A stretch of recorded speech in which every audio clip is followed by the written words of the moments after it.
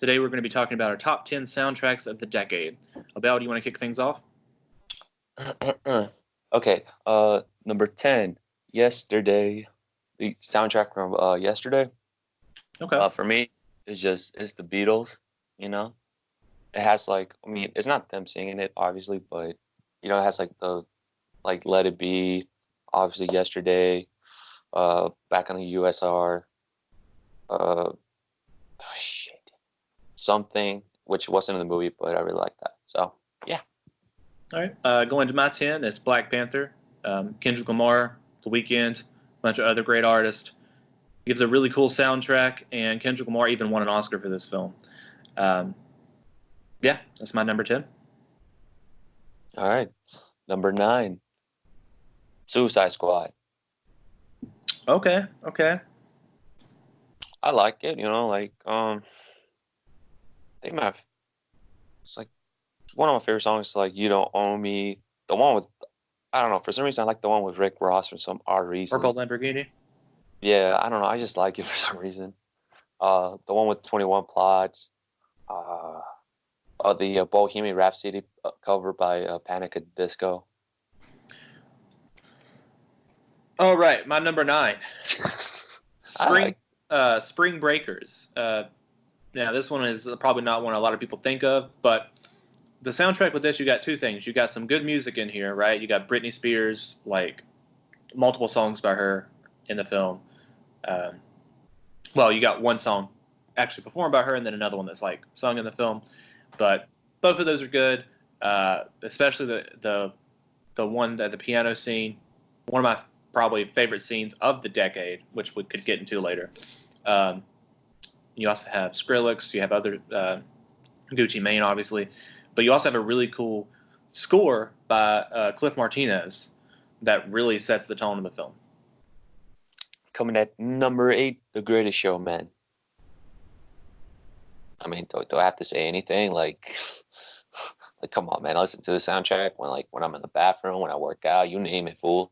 That soundtrack is playing in the background. I can sing along to it. Yeah, like, dude, you can probably just be on a car ride and just start singing along to it. Even if you don't like the song, you're just gonna start singing along to it just because they're that good or catchy. So yeah, all right, okay. There you go. My number 8 is Drive. And going back to Cliff Martinez, he also scored this one. It's very cool. It's a score that you can listen to while you're driving down the road. Like it's cool. It's got this pop vibe to it. And when they were making Drive, the director Ryan Gosling, they just ride around L.A. listen to pop music. You definitely got this with the soundtrack in the film, both with the score and these songs. She's the Real Hero song, Night Call. Really good music here. Definitely 80s pop vibe to it. All right. Number 7, Queen and Slim. I haven't any music from that. But well, I have yet to see the movie, but I do remember listening to a whole soundtrack on Spotify, and it has some really underrated songs in there, and especially some I forgot who, but I remember some of the artists, and there were some artists they're on hip hop or not well known, but I like it how Queen and Slim, the soundtrack gives them hopefully more exposure. So yeah, there you go. All right, my number 7 is Guardians of the Galaxy Volume 2. And, the first one came out and it's more iconic, but the second one has some really great songs in there. From Brandy, You're a Fine Girl to, Fleetwood Mac. Really great stuff in there. Yeah, everybody I think it's on par with the first one, honestly, almost. Okay. Number 6.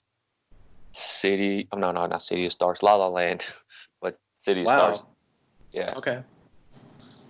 Man, I don't know, man. I don't know, just from the original songs into the original scores, it's just, God, man, just so soothing, especially Sebastian's and Maya's theme. I love that. And then the City of Stars with Ryan Gosling and Emma Stone. It's just a thing of beauty. So yeah, there you go. Okay. Going to my number 6, and kind of follows up with my 7. That's Guardians of the Galaxy, the original film. Like I said, almost on par with the sequel, but a little bit better, more iconic. Come and Get Your Love, like all the songs in that film. Definitely, Guardians of the Galaxy would not be the same movie without the soundtrack. All right, number 5, Spider-Man Into the Spideyverse. Okay. Obviously, it has Sunflower. That's like that song's still popular. Like the movie's been out for almost 2 years, but the song's still popular as hell. I like the one like with the one with this. Fuck, I forgot what it was called, but it has like the Spanish lyrics in it. I like that one. It's like "What's Up, Danger." Yeah, like Vince Staples isn't like. I think he had some. I think he had. I think that was with. I think that was the song "What's Up, Danger." He sung. But yeah, that's my number 5. Okay. My next one is Baby Driver. This was obviously a killer soundtrack, got some really good standouts in there. But, Edgar Wright made this movie to match the soundtrack. Like, it was part of the blueprint of this film. Like, he shot the scenes around the songs, like, with the car and all that, the chases. Phenomenal job as a director by him, the editing and all that, but just definitely one of the standout soundtracks of the decade and probably of this century so far. All right, number 4, Guardians of the Galaxy. Okay. It obviously, how you said, is like one of the most iconic soundtracks. Is like possibly the movie wouldn't have been what it is right now if it wasn't for the soundtrack. Because like 50% of it is like what you see on camera, and 50% of it is sound. So, and like it's just like, and plus it kind of gives you like how like each character or just Peter Quill himself is. So yeah, there you go. Okay. My number 4 is Inside Llewyn Davis. This is just, I mean, I guess you have to be a fan of this type of music to really enjoy it.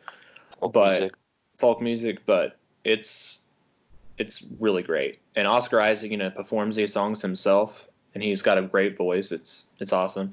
Then you also have other talented people in there like Justin Timberlake, and then Mumford & Sons is on the soundtrack.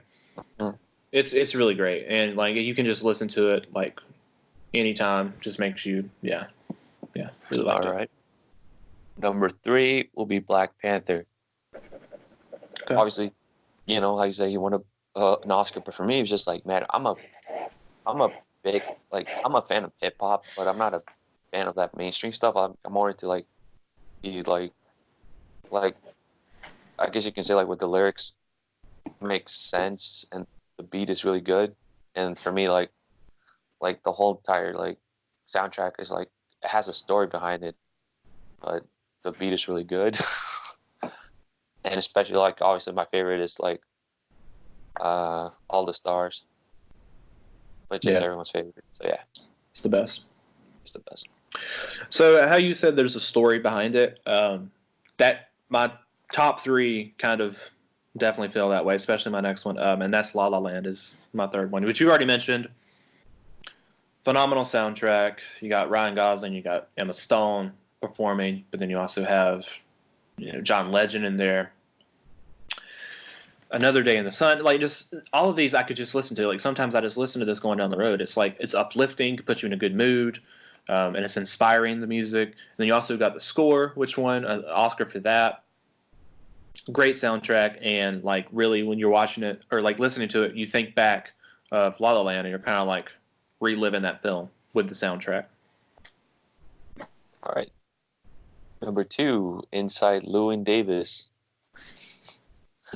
Like, man, it has Oscar Isaac, it has Justin Timberlake, a little bit of Adam Driver screaming, Mumford & Sons.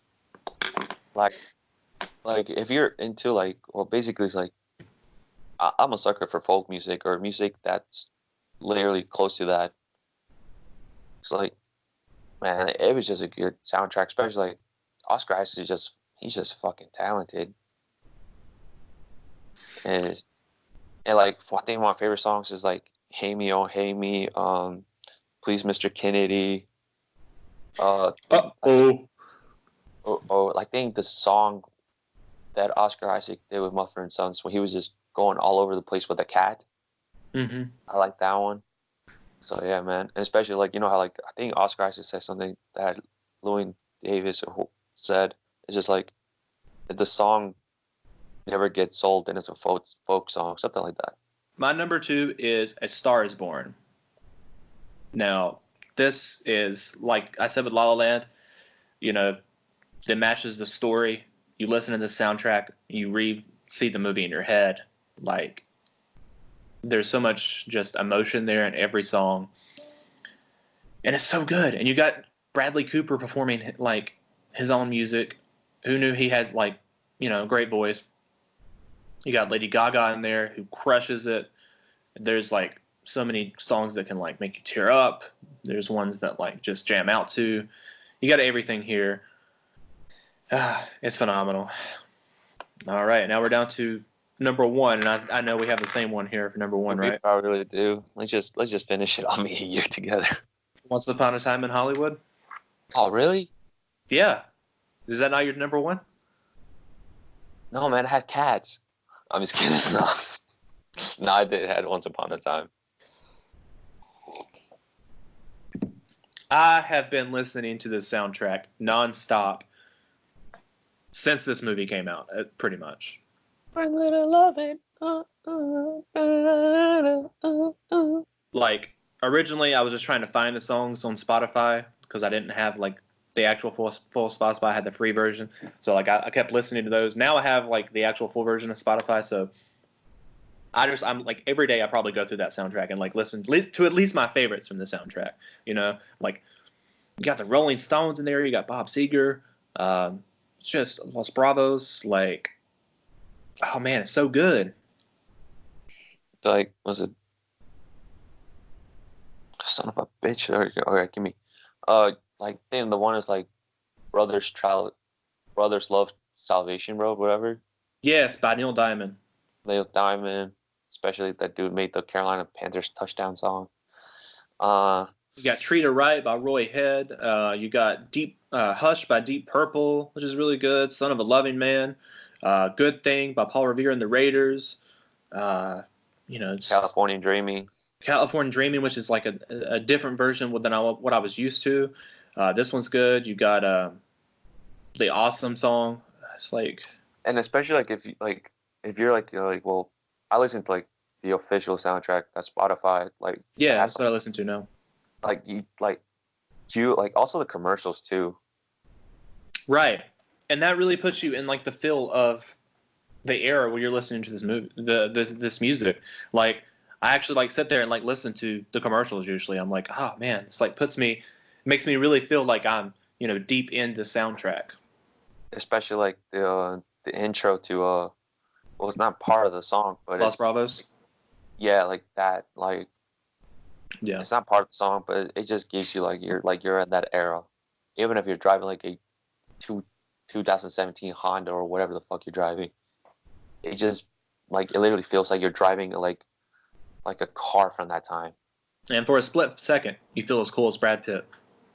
For a split second. Man, his fingertips has more cool than my whole entire body does. I feel you. Probably one strand of his hair for me, but God damn it. I don't know. But man, it's just amazing, and like I love it how like just Tarantino can just like probably just sit down for 5 hours and just listen to music and just sit there and just go like swipe left and right like if it was like music tender. I feel like he's like how he is with movies, where he's like watched so many films and knows so much about movies. He also does like that with music too. Yeah, like you look at all of his films and they all have really good soundtracks, which we might do this video again later for different decades down the line.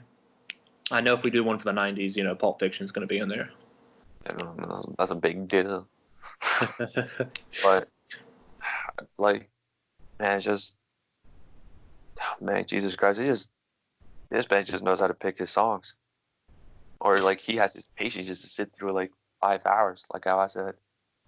I mean, I listen to like random stuff too, but like. Out of Time by the Rolling Stones. This is one of my favorite songs on the soundtrack, because like every time I listen to it, like like with the other songs too, but in this one in particular, I just think back to that montage from Once Upon a Time when that song plays and they get off the plane at the airport and they're going back to Rick's house and they're getting ready for the night and everything. It's just, man, so good, so good. Oh yeah, but yeah, I think I know what I'm gonna listen to later. All right, guys, that's our episode.